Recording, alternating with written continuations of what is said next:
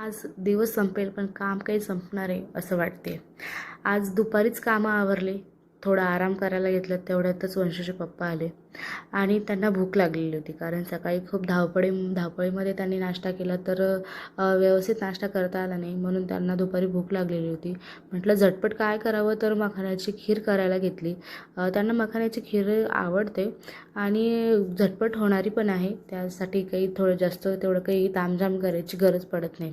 इकडे कढई घेतली, कढईमध्ये थोडं तूप घेतलं, तुपामध्ये बदाम छान बारीक करून परतून घेतले आणि नंतर मखाणे टाकले. त्यामध्ये दूध टाकलं आणि साखर टाकली आणि छान असं बॉईल येऊ दिला. बॉईल आल्यानंतर त्या छान काळे मनुके टाकले. इकडे खीर कधी होती हे बघायला ते वारंवार किचनमध्ये येत होते. त्यांना खूप भूक लागलेली होती.